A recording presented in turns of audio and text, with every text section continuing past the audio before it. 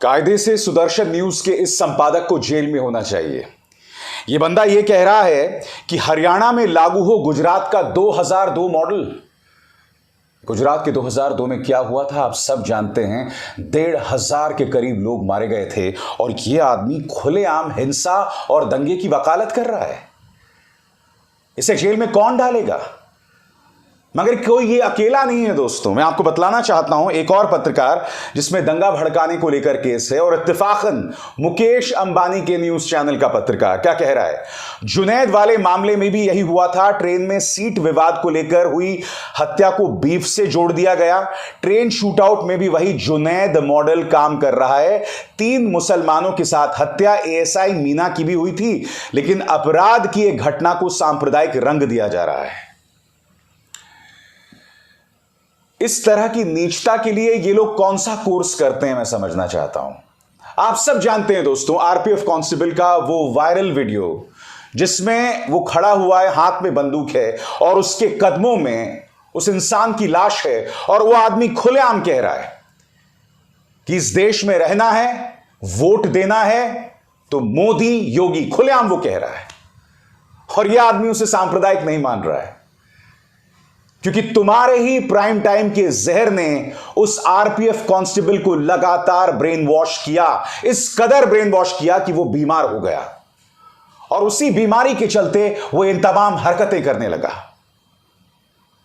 Media की और क्या करतूत है दोस्तों मैं आपको बतलाऊंगा, क्योंकि हकीकत यह है कि आज जो हरियाणा के नूह में हो रहा है, जो बरेली में हुआ या फिर जो मुंबई जयपुर ट्रेन में हुआ, ये सब इनकी सौगात है इस देश के नाम इस तरह के भड़काऊ और दंगेबाज पत्रकारों का।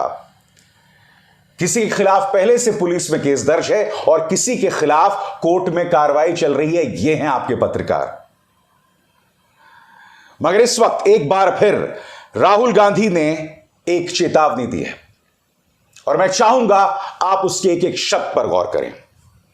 राहुल गांधी कह रहे हैं भाजपा, मीडिया और उनके साथ खड़ी ताकतों ने पूरे देश में नफरत का केरोसिन फैला दिया है।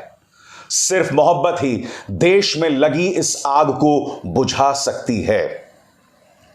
ये लोग राहुल गांधी के मोहब्बत की दुकान का मजाक उड़ाते हैं दोस्तों। मगर मैं आपसे समझना चाहता हूं इस मौके पर समाधान मोहब्बत की दुकान नहीं है तो क्या है। ये दंगे सिर्फ हरियाणा के नूह तक सीमित नहीं है। गुरुग्राम जहां पर मल्टीनेशनल कंपनियां हैं वहां पर ये दंगे हो रहे हैं। मगर मैं आपसे कुछ और सवाल पूछना चाहता हूं दोस्तों। अभी कुछ ही महीनों में वर्ल्ड कप होने वाला है। वर्ल्ड कप होने वाला है। आप बताइए आप दुनिया को क्या संदेश दे रहे हैं कि भारत जहां वर्ल्ड कप होने वाला है वहां के शहर शहर में दंगा भड़काने की साजिश है? क्या इससे देश का नाम ऊंचा होगा? G20 बैठक होने वाली है सितंबर में दोस्तों। मैं आपसे पूछना चाहता हूं दुनिया भर में अंतर्राष्ट्रीय समुदाय को हम क्या संदेश देने की कोशिश कर रहे हैं इस तरह के दंगों का समर्थन करके? आप में से कई लोग हैं जो मेरे पास आते हैं और कहते हैं कि भाई जो दंगे हो रहे हैं उस पर दिखाओ खबर। क्या दिखाऊं मैं खबर आपको? मैं अपने YouTube चैनल में भड़कती आग दिखाऊं? मैं अपने YouTube चैनल में समुदाय विशेष के खिलाफ जहर उगलूं जिस तरह से वो 2 पत्रकार उगल रहे थे? मैं अपने YouTube चैनल को माध्यम बनाऊं देश में दंगा फैलाने के लिए? क्या आप यही चाहते हैं? बताइए। राहुल गांधी ने इसी केरोसिन के बारे में चेतावनी तब दी थी जब वो लंदन गए थे। सुनिए उन्होंने क्या कहा था आपकी स्क्रीन पर। India is not in a good place. The BJP has spread kerosene all over the country. You need one spark and we'll be in big trouble. And so I think that's also the responsibility of the opposition, the Congress, that bring people together. Bring the communities together, bring the states together, bring the religions together. Say, listen, we need to cool this temperature down because if this temperature doesn't cool down, things can go wrong. और दोस्तों अब उनका पुराना बयान भी viral हो रहा है अंग्रेजी में। मैं फिर उसका हिंदी में अनुवाद करना चाहूंगा। Today a large part of the Indian news media has been captured by fascist interest. A hate-filled narrative is being spread by television channels, WhatsApp forwards, and false news. The narrative of lies is tearing India apart. एक शब्द सही है दोस्तों। वो कह रहे हैं कि जिस तरह की नफरत हमारे न्यूज चैनल्स में दिखाई जाती है, उससे इस देश के अंदर जो फांसीवादी ताकतें हैं उन्हें बल मिल रहा है। राहुल गांधी यहां पर यह भी कहते हैं कि एक नफरत फैलाई जा रही है समाज में, नफरती प्राइम टाइम डिबेट्स के जरिए, व्हाट्सएप में जो फॉरवर्ड्स होते हैं उसके जरिए लगातार ये इस देश में किया जा रहा है और इस देश का जनमानस खामोश है। बताइए क्यों? क्या वजह है? क्यों हम खामोश हैं? इस तरह से नफरत में हम खुद को दफन होते कैसे देख सकते हैं? मैं चाहूंगा दोस्तों कि आप सुने कांग्रेस नेता पवन खेरा क्या कह रहे हैं। उनकी चेतावनी है कि बीजेपी भारत की आत्मा को मार देना चाहती है। सुनिए वो क्या कह रहे हैं। मणिपुर से मेवात तक, बरेली से बादशाहपुर तक जो हो रहा है वो आपके सामने। हिंदुस्तान की रूह पर एक हमला हो रहा है। शंभूलाल रेगर ने अफराजुल को मारा, या रियाज अत्तारी और घोष मोहम्मद ने कन्हैयालाल तेली को मारा, या चेतन सिंह ने 4 यात्रियों को मार दिया, 3 मुसलमान थे, एक उसका अपना बॉस था।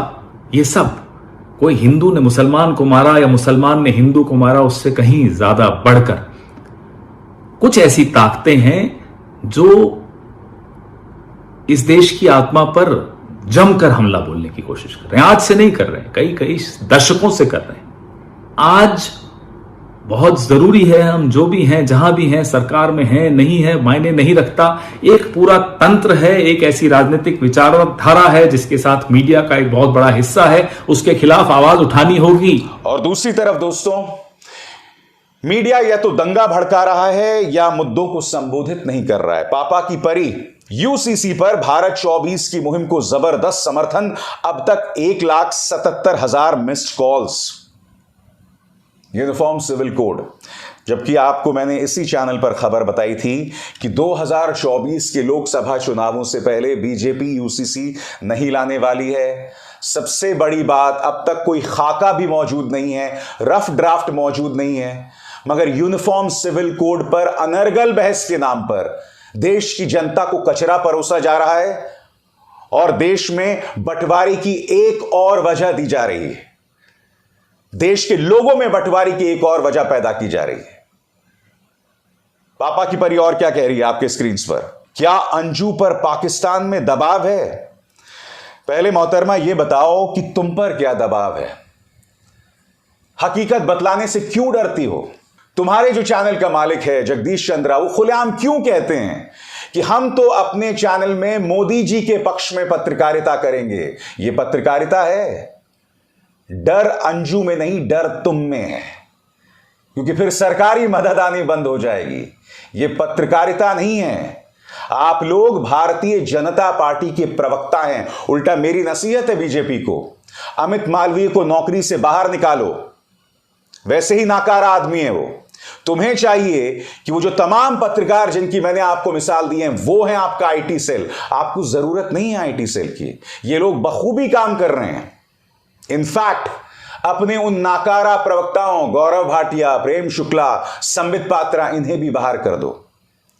वैसे भी क्या बोलते हैं लोगों को समझ नहीं आती है। कम से कम ये पत्रकार जो हैं वही बात नफरती तेवर में जहर डाल के, जहर परोस कर कहेंगे, और उनकी जहर का तो असर भी पड़ रहा है ना समाज में। बताइए। इस मौके पर दोस्तों समाजवादी पार्टी सुप्रीमो अखिलेश यादव ने भी हरियाणा की जनता से अपील की है।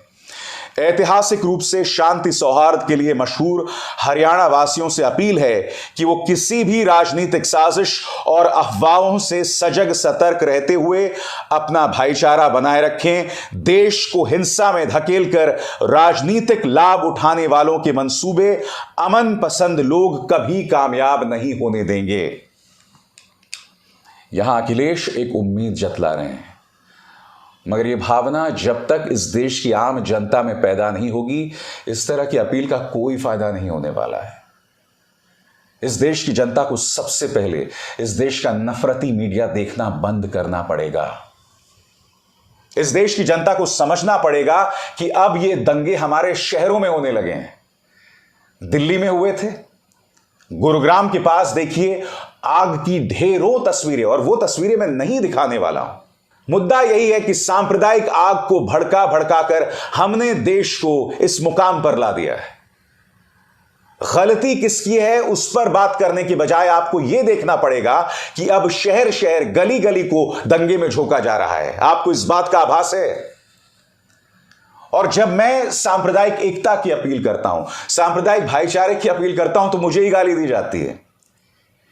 यानी कि तुम्हें सुदर्शन न्यूज या न्यूज 18 जैसे वो पत्रकार चाहिए जो समाज में सिर्फ दंगा भड़का रहे हैं। तुम्हें अंदाजा है अगर दंगा भड़केगा तो नुकसान तुम्हें भी है। देश में दंगे की आग भड़केगी, दुनिया भर में भारत की बदनामी होगी।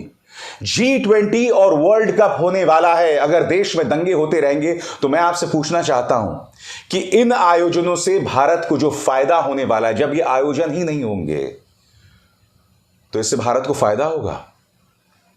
आप क्या चाहते हैं? भारत की अर्थव्यवस्था सड़क पर बैठ जाए? यहां पर कई लोगों को खाने के लाले पड़ रहे हैं। आपने वो वायरल वीडियो देखा होगा दोस्तों, डिजिटल प्लेटफॉर्म लल्लन टॉप का, जिसमें एक आदमी गरीबी में रो रहा था। परिवार का पेट भरने के लिए उसके पास पैसे नहीं थे, सवालों का जवाब नहीं दिया जा रहा था, वो इतना बेबस था। तुम क्या चाहते हो? इस देश का हर दूसरा इंसान उस हालात में दिखाई दे? क्यों इस देश की जनता को इस तरह की अराजकता, अनिश्चितता की तरफ ढकेला जा रहा है? और सबसे बड़ा प्रश्न, प्रधानमंत्री चुप्पी तोड़ने में आपको कितना वक्त लगेगा? आप महाराष्ट्र में जाकर सियासत कर सकते हैं, सीकर राजस्थान में जाके वोट बटोरने की अपील कर सकते हैं। आप मणिपुर पर कुछ नहीं बोलते हैं, कहते हैं सतही बातें कहते हैं। और अब देखिए क्या हो रहा है हरियाणा के नूह में, मुंबई जयपुर ट्रेन में आपका नाम लेकर यह सब हो रहा है। मैं आपसे अपील करना चाहता हूं, चुप्पी तोड़िए, कृपया कुछ बोलिए, देश को बर्बादी की तरफ मत ढकेलिए। आपकी चुप्पी जो है वो बहुत चिंताजनक है और इन हालात में आपराधिक भी, क्योंकि आप जानते हैं आपकी अपील का असर पड़ेगा। आप देश के प्रधानमंत्री हैं, आप एक देश के संवैधानिक पद पर हैं, आप भाजपा के कार्यकर्ता नहीं हैं प्रधानमंत्री। इसलिए सरकारी फंक्शंस में जाके विपक्ष को गाली देना बंद कीजिए, सरकारी फंक्शंस का सदुपयोग कीजिए देश की जनता से अपील करने के लिए कि हिंसा को रोकें। विश्व हिंदू परिषद और बजरंग दल गली गली पर जो प्रदर्शन कर रहा है उस पर लगाम लगाइए, क्योंकि धारा 144 आप ही की सरकार ने लगाई है। इसका उल्लंघन ये संस्थाएं कर रहे हैं। क्यों कर रहे हैं मैं आपसे जानना चाहता हूं, और ये कब तक किया जाता रहेगा? मैं एक बार फिर इस देश के हिंदुओं मुसलमानों दोनों से हाथ जोड़कर अपील करना चाहता हूं, इस दंगे से किसी का फायदा नहीं है। मेरी बात आपको अखर रही होंगी, मगर ध्यान से सुनिएगा। दंगे होंगे तो मासूम मारे जाएंगे, मंदिरों मस्जिदों में जाने वाले लोगों को नुकसान होगा, हमारे मां बाप, हमारे बच्चे, हमारे परिवार की महिलाएं, उनको नुकसान होगा। आप क्या चाहते हैं? इस नफरत को दिल में पालना बंद कीजिए, बंद कीजिए, क्योंकि इससे आपके परिवारों का नुकसान है, देश का नुकसान है। प्लीज मेरी बात सुन लीजिए, प्लीज इस देश में जो अमन पसंद आवाजें हैं उनकी बात सुन लीजिए। अभिसार शर्मा को दीजिए इजाजत। नमस्कार।